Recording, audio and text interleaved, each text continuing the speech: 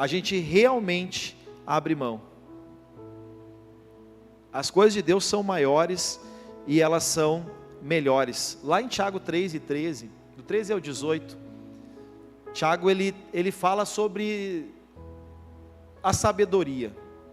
E nós estamos aqui no mês de janeiro falando sobre, o tema dos domingos é prioridades.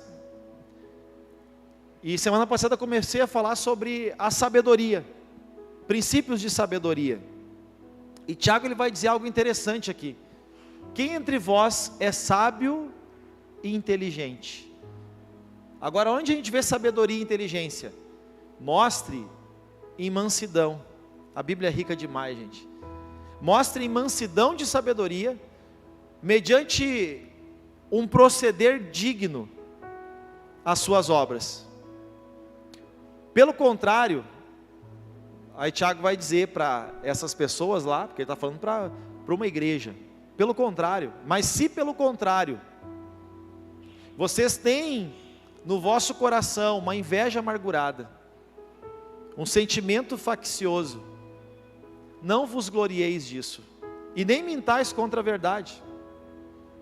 Essa não é a sabedoria que desce do alto, mas essa sabedoria é terrena. Essa palavra animal é humana, então essa sabedoria é terrena, é dessa terra, é humana, é de homens, ou ela pode ser até demoníaca, maligna. Porque onde há inveja e sentimento faccioso, aí vai ter confusão e toda espécie de coisa ruim. A sabedoria, porém, do alto, que texto, gente?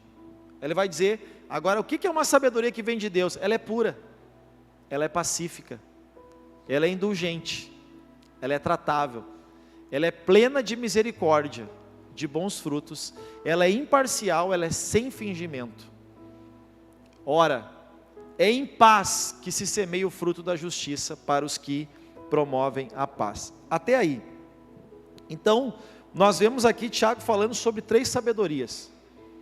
E quando a gente descobre a sabedoria divina, essa sabedoria divina, que é a sabedoria do alto, ela está dentro desse tesouro escondido num campo. Ela está dentro, porque a gente percebe que a sabedoria que vem de Deus, ela é muito melhor que a sabedoria que vem do mundo, dessa terra, e ela é muito melhor que a sabedoria que é humana. Por quê? Vamos lá, a sabedoria do mundo, ela acha que as coisas de Deus são loucura. Paulo já vai dizer isso, que o Evangelho é loucura para os que estão perdidos, mas para nós que somos salvos, ela é o quê? É poder de Deus. Então, a sabedoria, gente, a sabedoria humana, ela vem da razão, mas a sabedoria humana, aliás, a sabedoria divina, ela vem da nossa comunhão com Deus. Qual é a diferença, Cássio? É que a sabedoria humana, ela vai sempre pensar em si. E a sabedoria que vem do alto, ela sempre vai nos fazer pensar e refletir além de nós mesmos. Por exemplo, quanta sabedoria humana gerou guerras? Cada um pensando em si. Você já parou para pensar que uma guerra, ela parte do coração de 2 líderes mundiais? Vamos pegar as guerras hoje lá, que a gente viveu há pouco tempo, Rússia e Ucrânia. Vocês acham que os soldados queriam ir para a guerra? O que vocês acham? Não. Mas é essa sabedoria que Tiago fala, que tem esse sentimento de inveja, facção. Coloca esse texto para mim aí, Brian, por favor, ali de Tiago. Aí nós vemos que a sabedoria humana e terrena, inveja amargurada, sentimento faccioso, é de uma facção. Pode ver que inclusive antigamente a gente chamava de gangue, hoje é chamado de uma facção criminosa, é um grupo criminoso. A sabedoria humana e terrena, que é a animal, é a humana e a terrena, ela no final, ela não é boa. Pode ter muita capacidade. Quer ver na Bíblia, a Torre de Babel parecia era um projeto gigantesco do homem, mas que terminou numa confusão, a Torre de Babel. E assim, por exemplo, pareceu sábio para Abraão descer para o Egito, mas os resultados não foram bons. Então muitas vezes a sabedoria humana, ela vai dizer para nós o seguinte: vai para lá. E a divina, que vem pela nossa comunhão com Deus, vai dizer: não, faz ao contrário. A sabedoria humana diz: te vinga. A terrena diz: perdoa. E eu falei semana passada: o perdão não inocenta o culpado, mas cura o ferido. Por isso que a sabedoria divina, ela é muito maior e muito melhor que a sabedoria humana e terrena. A sabedoria humana diz: guarda o rancor. E só faz mal para aquele coração rancoroso, ressentido. E aí a gente vê a sabedoria do alto, que diz: perdoa. Porque o perdoar, ele não inocenta aquele que te feriu, mas ele cura a tua ferida. Estão entendendo, gente, que a sabedoria divina, ela é boa para nós, e a terrena, ela é prejudicial, e a demoníaca leva à perdição. O que é a sabedoria demoníaca, maligna? É, por exemplo, aquela que enganou Eva lá no Éden. Um conselho maligno. Então, o conselho humano, o ser humano acha que é o melhor. Paulo fala, aliás, Tiago fala dessas três sabedorias: a divina, a do alto, a humana, a animal, e a demoníaca. O que é a divina? É a melhor. O que é a humana? É a que parece que é boa. E o que é a demoníaca? É aquela que é destrutiva mesmo. Essa é maligna, é aquela que te dá um conselho negativo.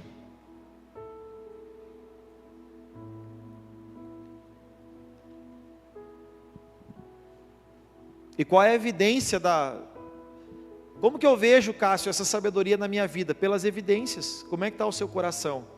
Cheio de inveja? Pensa comigo, a inveja, que é a primeira que Tiago fala, quando eu invejo alguém, é porque eu queria ser maior que ele, sim ou não? Eu queria no mínimo ter o que ele tem, e na verdade eu nem queria que ele tivesse aquilo. É ou não é? Sim ou não, gente? Olha essa. Então essa sabedoria te exalta, te faz querer ser maior que os outros. Essa é uma sabedoria terrena, e ela não é boa, porque a inveja não é um sentimento bom. Não é um sentimento bom. Todo mundo que tem inveja tem um sentimento ruim. E aí ele fala das facções, ele fala da mentira, e aí ele começa a falar das evidências da sabedoria do alto. E a primeira que ele fala é a mansidão. A primeira, a pacífica, que é mansa. Primeiro ele fala da pura, né? Eu acho que no 13, Brian, ele fala da mansidão primeiro, porque eu anotei primeiro, tem que ser primeiro lá. Quem é sábio e inteligente, mostre em... Gente, mansidão não é fraqueza, pelo contrário, é poder. Porque uma pessoa mansa é aquela que governa as suas emoções. Mansidão não é fraqueza, mansidão é força. Uma pessoa mansa é uma pessoa forte. Uma pessoa mansa é uma pessoa que usa de forma correta o poder que tem. Isso é mansidão. Você pode pela força agredir o seu filho, porque eles são menores, são crianças. Mas a mansidão vai fazer você controlar o uso daquilo que você pode. Se você lidera, se você, por exemplo, é homem, tem mais força que a sua mulher, você não usa o poder para ferir, você usa a mansidão. Se você é um líder, um chefe, você não usa o poder para humilhar, você usa a mansidão. Aqui a gente vê a sabedoria que vem do alto. A sabedoria terrena humilha, agride, fere, machuca. A sabedoria do alto cura. Vocês conseguem ver o quanto a palavra de Deus, a sabedoria que vem do alto, ela é melhor que a nossa terrena? Ela é pura. Quer dizer, ela é santa. Depois vai dizer que ela traz paz. Por quê? Porque a sabedoria humana, ela gera competição, rivalidade e até guerra. Mas a sabedoria de Deus, ela gera paz. A sabedoria de Deus, a pacífica, gera paz. Você quer ver uma pessoa sábia? Essa pessoa, onde ela está, ela não busca, está vendo um conflito, ela não busca piorar o conflito, ela busca estabelecer a paz. Isso numa família, isso entre um casal, entre amigos, buscar paz. Cuidado com as pessoas. Cuidado com pessoas que ao invés de estabelecer a paz, geram mais confusão, sentimento faccioso, de divisão.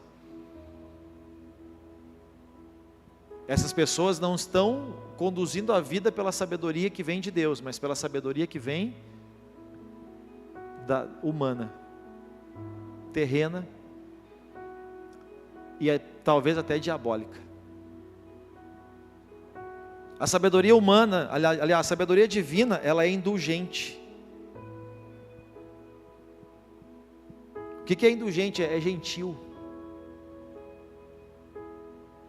A sabedoria, olha que linda a sabedoria divina, gente. Ela é gentil.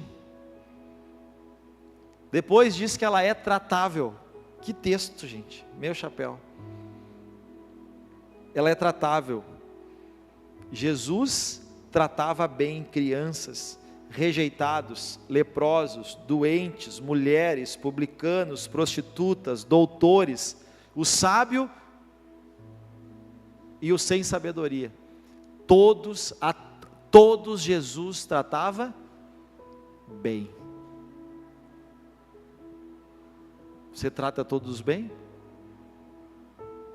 Nós não temos que tratar todos iguais, isso não é sábio, mas nós temos que tratar todos com amor. Amém? Não tem que tratar todos bem, mas, aliás, todos iguais, mas temos que tratar todos bem. A Bíblia fala de um cara, eu não vou ler os textos, a hora avança aqui, mas fala de um cara chamado Nabal, um homem que era difícil demais de lidar com ele. Não tinha como se comunicar com ele. Deve ter uns Nabal aí, umas Naboa. Que não tem como se comunicar. Ele pode estar errado, que ele vai morrer abraçado com a razão dele. Perde tudo, mas não abre mão da sua razão. É a sabedoria humana. É terrena e talvez seja até demoníaca, maligna. E a sabedoria de Deus, ela é plena de misericórdia. Parábola do bom samaritano exemplifica. Ela olha para o próximo. Que o bom samaritano fala sobre isso. Perguntaram para Jesus: quem é o meu próximo? Aí ele conta essa parábola. Plena de misericórdia, cheia de bons frutos, imparcial. O que é isso? É você não ser uma pessoa de duas caras, uma pessoa de duas palavras, uma pessoa inconstante. Hoje eu quero uma coisa, amanhã eu quero outra. E ela é sem fingimento, quer dizer, a sabedoria do alto é sincera. Ela é sem hipocrisia. Hoje eu estava lendo o livro de Provérbios, que é o... Eu tenho um caso com o livro de Provérbios. Eu amo o livro de Provérbios. Eu gosto muito da Bíblia, de forma geral, mas o livro de Provérbios, para mim, ele me encanta.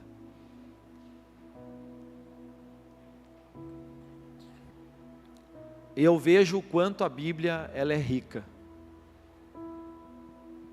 Não financeiramente, mas sobre princípios de uma vida plena, abundante e feliz. A Bíblia é loucura para os que se perdem. Todo mundo acha que isso aqui é um livro místico. Não, isso aqui é um livro de princípios. A Bíblia fechada, ela é só um livro. Aberta, tem muitos conselhos. Mas se você conseguir pegar o que ela diz e trazer para a sua vida, aplicar na sua vida, ela é um livro que transforma. Fechado é só um livro, aberto só tem bons conselhos e muitas histórias. Mas a Bíblia, quando eu pego o que ela ensina e eu trago ela para a minha vida, ela transforma. O pastor Ronaldo falou aqui da transformação. Gente, eu nem gostava de ir na igreja. Achava um saco ir na igreja. E hoje faço gestão de igreja. O pastor Ronaldo não chegou aqui, pastor. O pastor Jair não chegou aqui, pastor.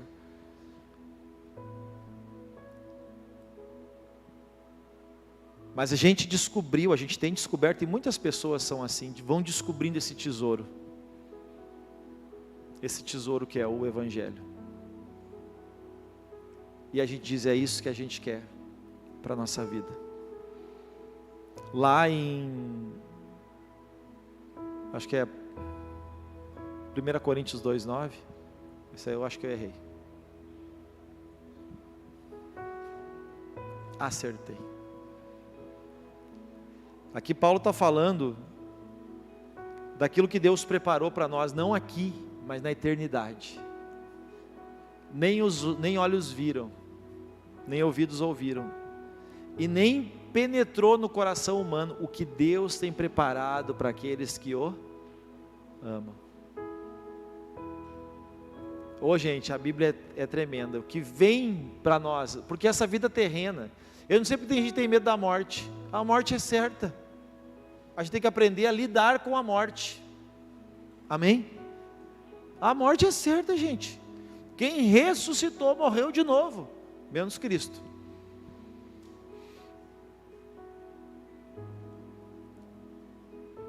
Mas aí a gente tem essa confiança. Sabe que eu achei lindo um testemunho que eu ouvi. Uma pessoa foi acometida de uma enfermidade, porque o nosso, é a nossa vida, e aí ela estava nos finalmente, e um pastor foi lá visitar ela, preocupado, e falta palavra para a gente numa visita dessa, e é tão legal quando a pessoa nos consola, e a pessoa disse assim, o pastor perguntou, e aí como é que tu está? Ela disse, eu estou tão bem, pastor, eu estou entendendo o que Paulo disse, eu me sinto apertado, o apóstolo Paulo disse isso, eu me sinto apertada, porque eu desejo partir e estar com Cristo, o que eu sei que é muito melhor. Mas eu também fico pensando nas pessoas que estão aqui, família, né? Incrível a fala dela, mas consoladora. Porque uma pessoa que, se você pegar só esse texto aqui para lidar com a morte, já valeu. Nem olhos viram. Quer dizer, a gente não consegue imaginar, ó, nem olhos viram, nem ouvidos ouviram, nem jamais penetrou no coração, que o coração é a mente. Nem jamais passou pela nossa cabeça o que Deus tem. Então, quando você entende que o que Deus tem preparado para nós é infinitamente melhor, que as coisas que nós passamos nessa vida, as dores, as adversidades, as dificuldades, as coisas que nós não prevemos e que acontecem, e aí a gente olha para esse texto e vê que aquilo que Deus preparou é muito maior, a gente pensa, por isso que Paulo diz assim, ó, para mim o viver é Cristo, e o morrer é lucro. Eu só entendo que morrer é lucro se eu acredito naquilo que vem depois. Eu acredito no que vem depois. Você acredita? Amém? Então entenda que o que vem depois é muito melhor, e por isso que a gente tem que comunicar o Evangelho, primeiro na nossa casa, para os nossos, por quê? Porque a morte é certa, a morte terrena, humana, ela é certa, agora aqueles que estiverem, que morrerem em Cristo, eles descansam, a Bíblia diz, lá em João, que eles descansam, e quando Jesus voltar, esses vão ressuscitar primeiro, para viver o que olhos não viram, ouvidos não ouviram, e jamais a gente conseguiu imaginar, é o que nós vamos viver na eternidade, daí vai ser para sempre. Mas a Bíblia também vai dizer lá em Provérbios, aliás, Isaías 1,19 vai dizer o seguinte, se vocês quiserem, e vocês me ouvirem, vocês comerão o quê? O melhor dessa terra. Esse é o tesouro escondido no campo, que a gente quando vem para ver, realmente, vem viver o Evangelho, não é ir na igreja, mas vem viver o Evangelho, viver o Evangelho, entregar a vida a Jesus, porque assim, a gente tenta fazer o melhor para a nossa vida, sim ou não? A gente tenta fazer o melhor para a nossa vida, sim ou não? E dá certo? De verdade, vamos lá. Por mais que a sua vida esteja relativamente boa, não tem dia ruim, sim ou não? Não tem decisão que a gente toma, que a gente se frustra, sim ou não?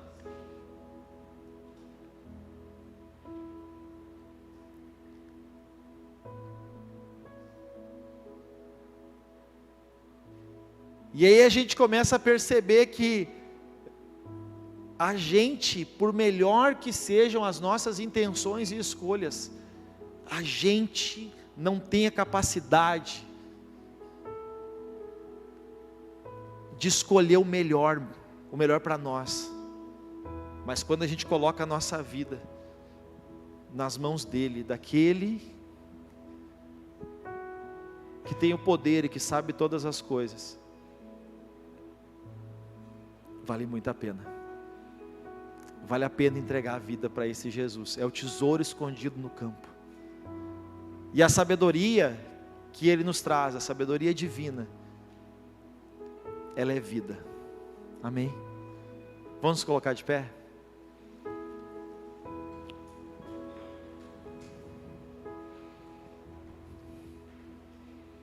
A sabedoria humana, eu até escrevi aqui, ela produz problemas, mas a sabedoria divina, do alto, ela produz bênçãos e vida para sempre, amém?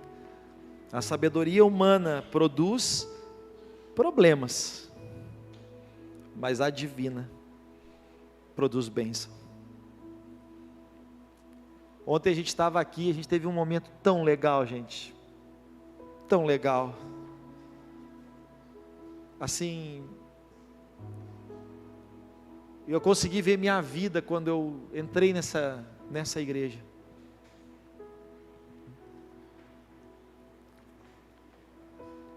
Como que eu cheguei nessa igreja e vi minha vida hoje. Eu até cheguei em casa e falei para a Grazi assim, Grazi, mas que vida tão boa. Falei para ela,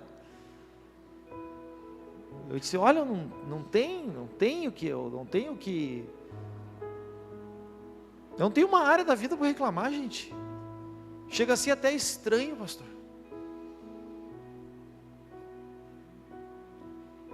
Não tenho o que reclamar. Eu tenho que reclamar de mim, eu tenho que reclamar dos meus pais, eu tenho que reclamar da Grazi.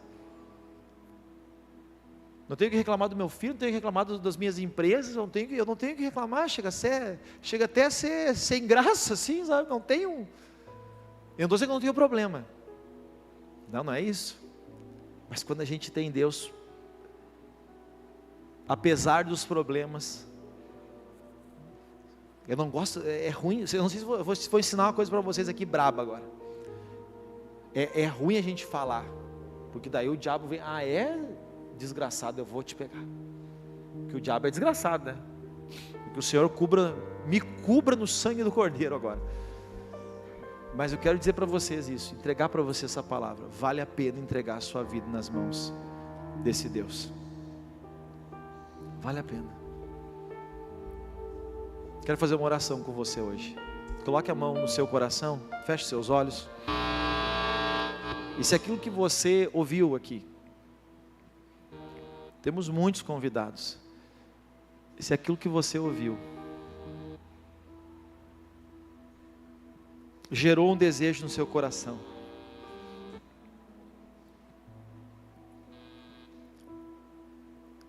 de entregar a sua vida a Deus, você que está nos visitando, eu quero que você faça uma oração comigo. Se você está aqui há bastante tempo, e é membro, mas talvez a sua vida está mais na sua mão do que na de Deus, e hoje você quer novamente dizer para Deus, para que Ele tome o centro da sua vida. Eu convido você também a fazer essa oração. Repita comigo: Senhor Jesus, nessa noite, diante do que eu ouvi da Tua palavra, eu quero entregar a minha vida a Ti. Eu quero encontrar esse tesouro escondido nesse campo. Eu quero colocar a minha vida nas mãos daquele que escreveu todos os meus dias. Eu nessa noite abro o meu coração para Ti e Te peço que o Senhor seja o Senhor da minha vida. Eu Te reconheço como meu único e suficiente Senhor e Salvador. Eu Te peço que o Senhor abra os meus olhos espirituais e que eu possa ver a vida segundo a Tua vontade e o Teu propósito. Eu Te peço isso em nome de Jesus.